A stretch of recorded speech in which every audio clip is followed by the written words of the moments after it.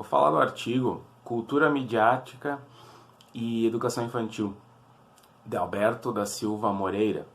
É um artigo que foi publicado na revista Educação e Sociedade, da Unicamp, de dezembro de 2003. E é um tema bem pertinente, assim, no campo da educação, porque ele fala exatamente disso, né? O autor vai se questionar sobre como é que acontece essa cultura midiática, como é que é o impacto dela dentro do público infanto-juvenil, na constituição, né, dessas identidades do público infanto-juvenil, sendo que essas grandes mídias, né, que o autor comenta, que são comandadas por grandes conglomerados internacionais, né, de produção de cultura, por meio das mais variadas plataformas, né? Como é que essa produção cultural ela vem impactando na construção dessas identidades, dos modos de ser, dos conceitos, das percepções de mundo, né, das subjetividades dessas crianças, desses adolescentes.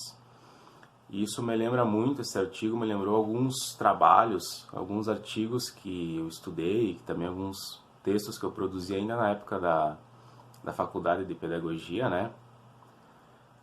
Dois deles que tem muito a ver com isso, né?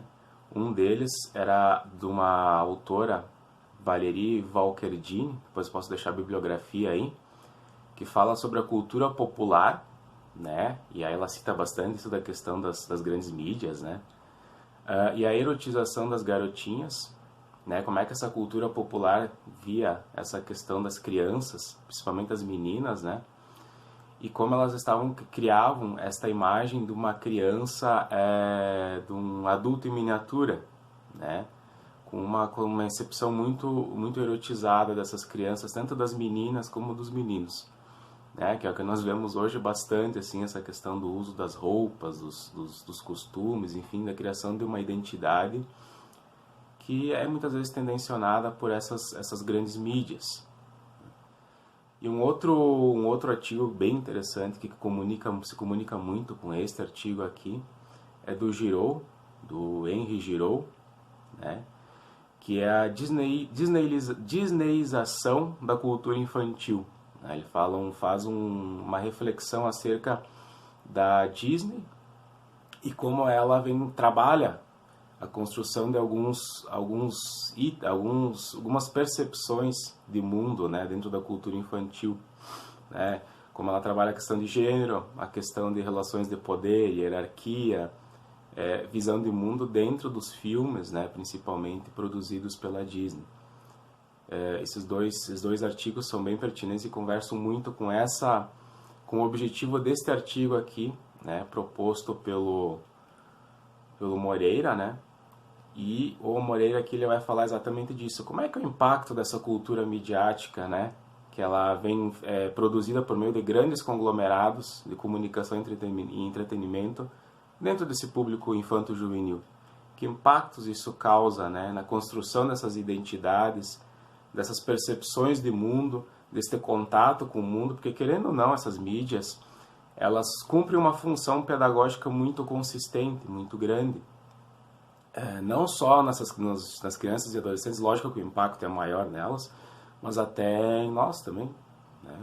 É só a gente fazer um levantamento do nosso dia a dia, a gente vai perceber o quanto a televisão, o rádio, o cinema, a internet, as revistas, os jornais estão permeados, assim, estão pervasivos no nosso cotidiano. E ele fala desses grandes conglomerados midiáticos, né, que são hoje os principais produtores culturais. Eles produzem cultura numa escala global, né? E essa produção ela acontece como? Ela acontece não mais local, não é mais aquela questão da cultura local que nós tínhamos muito numa visão antropológica de a cultura sendo repassada de pai, né, dos antepassados para as gerações mais novas, de construção de identidades, muitas vezes com construtos sociais, né, simbólicos mais consistentes, mais fortes, e locais, né, que criavam uma identidade local e uma identidade da cultura bem próxima da realidade desta criança e desse adolescente. Com essas grandes culturas midiáticas, né, veiculadas nessas várias plataformas, o que acontece é um caminho contrário, como coloca o autor. Acontece uma espécie de internacionalização do mercado cultural. Ele não é mais local, ele não é mais nacional, ele acaba sendo global. É o que acontece muitas vezes, que a gente liga às vezes a TV e está assistindo, às vezes, uma série, um programa que sequer ele tem a ver com a realidade nem local e nem nacional.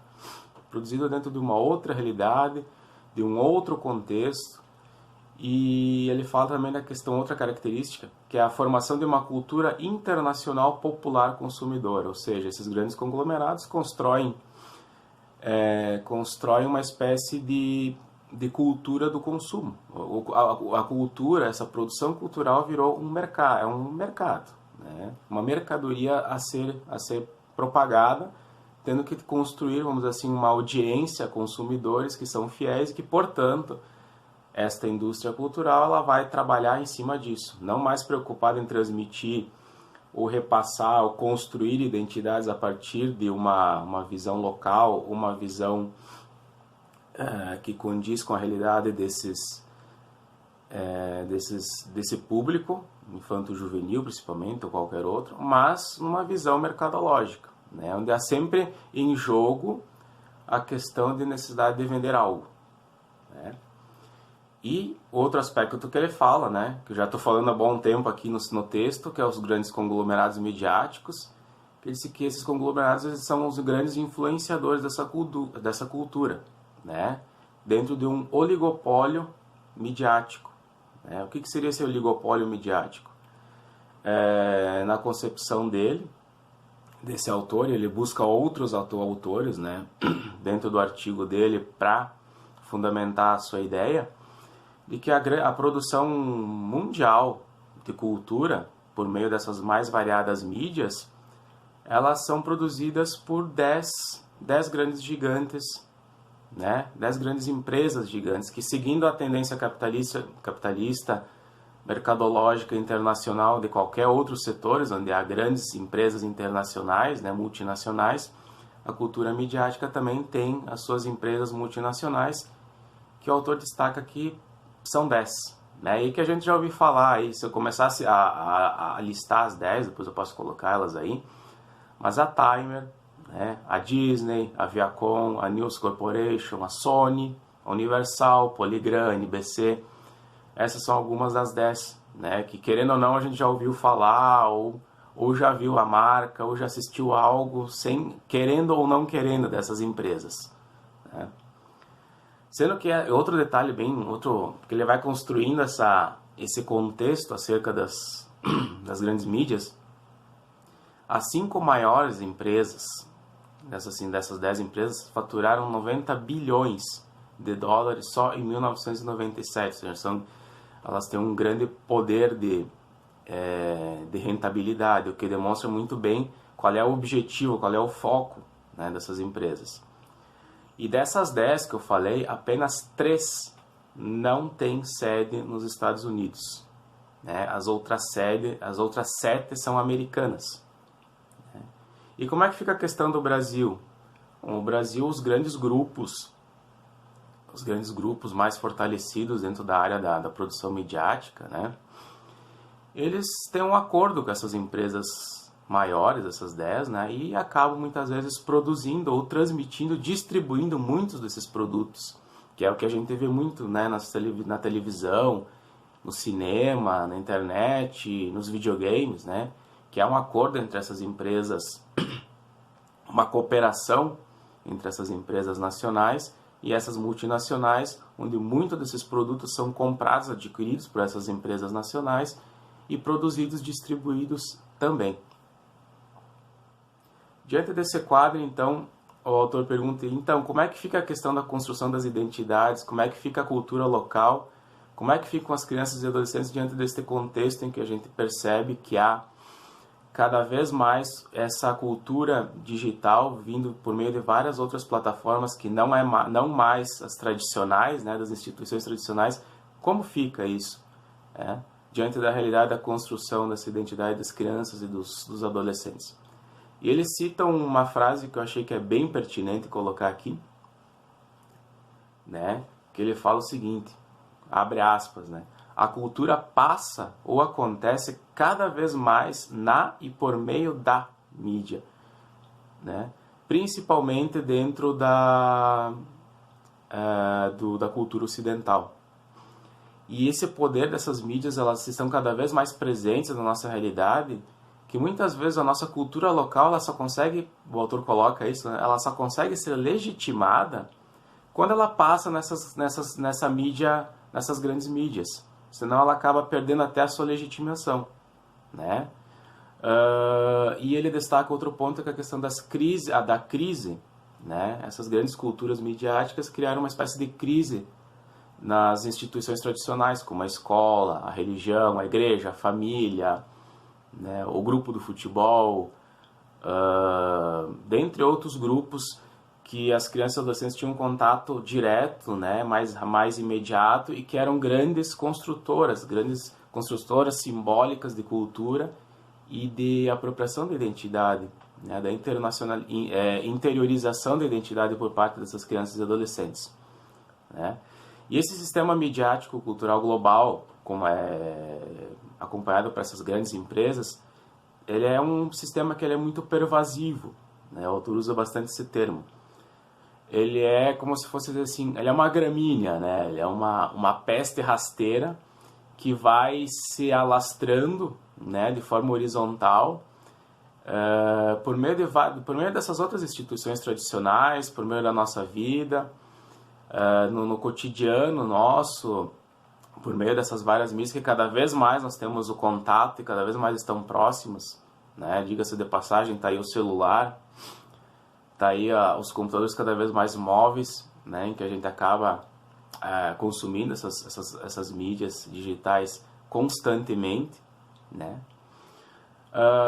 Essas produções, como eu já tinha falado, elas têm uma visão de mercado, então, portanto, é um produto elaborado, construído, montado com um objetivo, e não simplesmente pelo fato de ser um transmissor ou um repassador de uma cultura, mas esse repasse, essa transmissão dessa cultura tem sim um teor, uma intenção mercadológica por trás, como eu comentei antes, com a intenção sempre de querer vender algo, né? E outro aspecto que o autor coloca que é muito pertinente, que diz muito a ver com essa questão da cultura midiática enquanto um produto, é que essas grandes corporações, elas são grandes dependentes da publicidade, né? E essa é uma realidade, acho que não só a nível global, como também regional. A gente sabe que os grandes veículos de comunicação, eles dependem e muito da publicidade para se manter. Tanto é que alguns dados que ele cita, né, de Kilborn, citado por Almeida Júnior, de 2001, dentro do artigo dele, destacam 4 dados que são bem interessantes da realidade americana, né? Uma delas é que nos Estados Unidos 3/4 da renda desses grandes conglomerados, ou seja, dessas grandes produções midiáticas, elas vêm, né, esse dinheiro vem do financiamento por meio de propagandas, né? Outro dado bem interessante que ele coloca é que um norte-americano ele é exposto a cerca de 3.000 propagandas por dia. Se pegar a idade média de um americano, um indivíduo de idade média, uns 35, 40 anos, ele já vai ter assistido por cerca de 3 anos, né, da sua vida vão ser destinados só a assistir comerciais de televisão. Então se cria essa publicidade, essas outras empresas que se utilizam desses canais midiáticos, elas investem pesado nessas propagandas, né? E esses conglomerados midiáticos utilizam disso para poder ter rentabilidade, né? E o que cria uma espécie de experiência de construção de identidades, não só para um público, não só, vamos dizer assim, a construção de um produto para ser vendido ou ser divulgado, mas a experiência com aquele produto. E a gente sabe que essa experiência, essa construção de experiência simbólica com o produto, ela é bem impactante na vida de crianças e adolescentes, né? Tanto que ele coloca aqui a questão ele cita o McDonald's, né? O McDonald's é um xodó da maioria das crianças, né? Não passam pelo shopping sem ter que passar no McDonald's, comer um Big Mac. Segundo a pesquisa, né, desse autor, o McDonald's é o segundo símbolo mais reconhecido do planeta, né? Perdendo apenas dos símbolos dos Jogos Olímpicos. E aqui está bem interessante aquela questão da crise, né? Acho que isso demarca bem a questão da crise das instituições tradicionais, como elas, por exemplo, a religião. Se a gente colocar em consideração que o McDonald's é uma logomarca, é um símbolo, que ele é o segundo mais lembrado no mundo todo, isso quer dizer que ele está na frente de outros símbolos, como, por exemplo, uma cruz cristã, ou outras marcas, né, de outras instituições tradicionais. Ele é mais lembrado que essas, para perceber o impacto e a consistência que essas propagandas exercem dentro, né, desses veículos midiáticos e como eles influenciam a nossa vida e principalmente de crianças e adolescentes de um jeito inconsciente, consistente, constante, o tempo todo martelando, né, expondo-se e trazendo essas experiências com essa marca, com esses produtos. E aqui até eu cito uma colocação do próprio autor, né, que ele cita de Almeida Júnior também, que até eu vou ler, que eu acho que vem bem a calhar com essa observação, né? Ele diz bem assim: considere que pela primeira vez na história humana as crianças nascem em casas nas quais a televisão, hoje a televisão é o tablet também, né?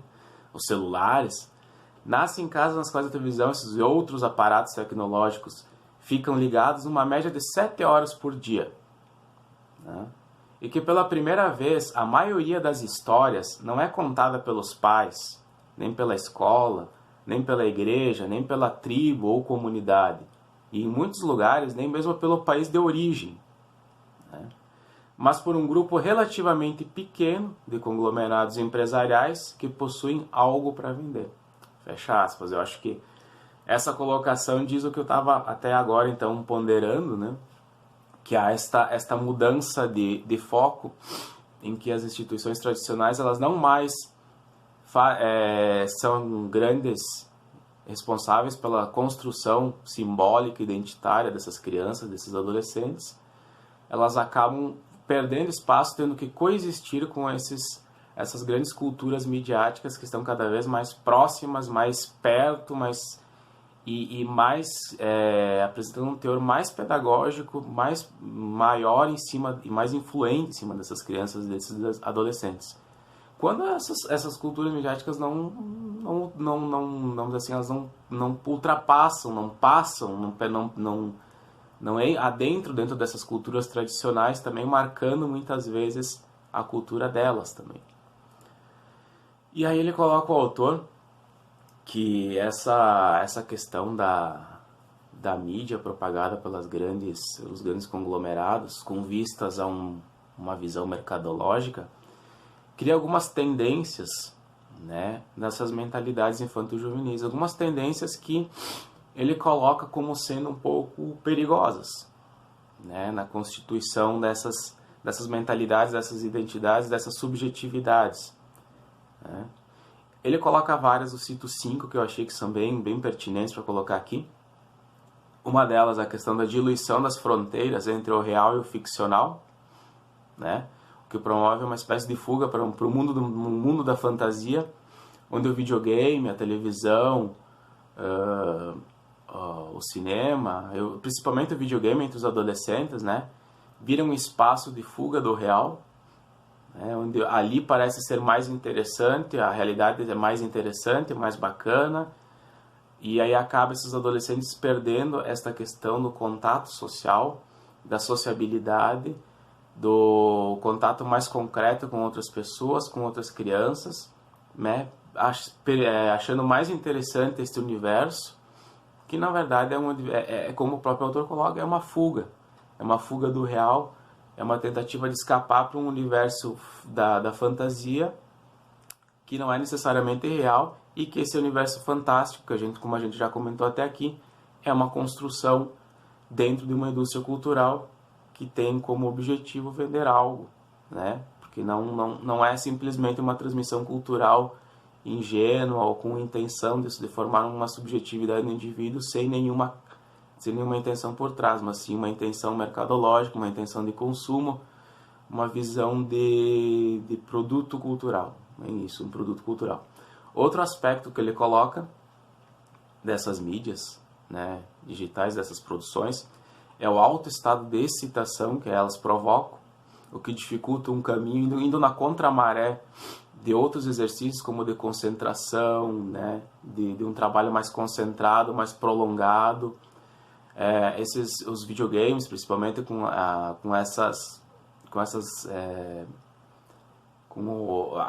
questão da agitação e das recompensas apresentadas já de imediato, impedem uma percepção de que certas coisas são construídas ao longo do tempo, dentro de uma história que requer tempo, que requer calma, e não é assim de uma hora para outra, né? A exposição exagerada às imagens, ele coloca que a imagem ela é muito sedutora, muito emotiva, mas a exposição exagerada a elas, e somente elas, acaba criando uma espécie de visão muito superficial das realidades, porque ela vai também na contramaré de um trabalho de leitura e de compreensão argumentativa e de pensamento mais aprofundado acerca das coisas, acerca dos aspectos, acerca da cultura, né? Aquela imagem ela atrai, ela hipnotiza, ela aproxima, mas ela não aprofunda. Ela cria uma espécie de banalização e de superficialização do real. Outra coisa que ele coloca que eu acho que é bem pertinente, que a gente vê muito, principalmente nos veículos de comunicação, é a questão da banalização da vida e da morte, né? Agora não tenho dado aqui, mas ele coloca que um adolescente de 14 anos em média viu não sei quantos mil assassinatos na televisão aberta. Não resgatei mais o dado, mas enfim, é um valor muito exacerbado, exagerado, e isso vai criando uma espécie de uma retirada da sensibilidade de processos de alteridade, né? Colocar-se na condição do outro acaba sendo algo mais banal também, né? Porque a vida é banal, a morte é banal, ela não cria uma consistência, em vez de nos unir à alteridade, nos unir enquanto humanos, produtores de culturas distintas, acaba nos desunindo porque se torna como uma cultura mais individualizada e mais banalizada, mais ignorada pelo outro. E um outro quinto ponto, que é bem interessante, assim, que ele coloca, é a questão dos construtos simbólicos transitórios, né, que eu vinha colocando até aqui. Né? Não tem mais aquela questão daquelas transmissões culturais feitas dentro da tribo, dentro da comunidade, dentro da igreja, dentro da turma de escola, né? Entre avós, com netos. Essas construções simbólicas consistentes, fortes, alicerçadas, né? Que tentavam explicar a realidade, trazer sentidos para a realidade, e que acabavam perfazendo narrativas interessantes e marcantes para a vida dessas crianças, desses adolescentes, com essas mídias acabaram criando construções mais transitórias, mais passageiras, né, mais modinhas. Depende do produto do momento, depende da necessidade do mercado do momento, essas construções simbólicas vão sendo construídas em cima disso. Isso cria uma espécie de subjetividade, como o autor fala, frágil, né? Criam subjetividades frágeis, imprevisíveis, egocêntricas e cada vez mais individualizadas. E não um sentido muitas vezes de pertencimento a uma realidade maior ou a uma comunidade. Isso começa a ficar tipo num segundo plano. E diante dessas tendências, né, o autor encerra o artigo com 3 questionamentos, porque ele coloca que se a gente sabe que essa questão midiática ela é preponderante na nossa sociedade, o que nós, educadores, pais, agentes culturais, precisamos fazer para que isso seja repensado, né? se a gente sabe que não podemos deixar a realidade na mão de marqueteiros, né, a educação de nossas crianças e adolescentes na mão de marqueteiros, para que eles não tendencionem a realidade deles para que lhe convier, o que a gente pode fazer quais são os espaços de resistência que a gente pode produzir, criar, elaborar, construir para que isso não aconteça, né? E esses são os 3 questionamentos que o autor encerra o artigo, né? Que eu até vou colocar aqui. Ele diz: como trabalhar pedagogicamente o impacto de uma cultura calcada na exteriorização da mercadológica compulsiva, né? Como o professor, por exemplo, lá de sala de aula, pode trazer essa questão para os seus alunos, principalmente para o público mais jovem, que está tão impregnado, tão adentrado dentro dessa realidade midiática, como nós sabemos. Outra questão que ele coloca também, são questionamentos que nos permitem assim perceber o quanto que é relevante rever e repensar certos conceitos em relação a este impacto, né, desses meios de comunicação. Se existe clareza de que não é possível deixar a formação das crianças nas mãos de marqueteiros, como eu estava colocando agora, né, como pensar a educação infantil em um contexto dominado pelo sistema midiático cultural?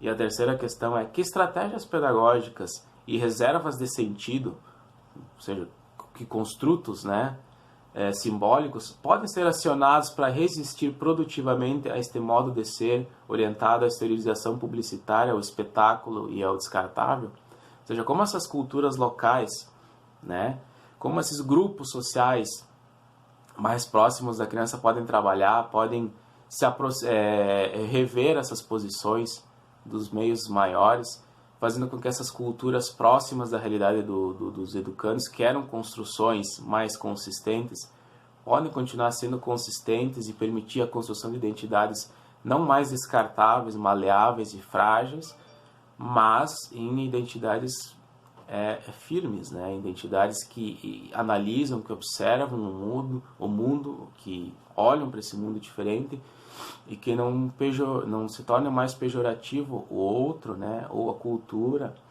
ou as culturas locais, muitas vezes que acabam sendo deterioradas, destruídas, né? Como irrisórias, irrelevantes, insignificantes, fracas, né?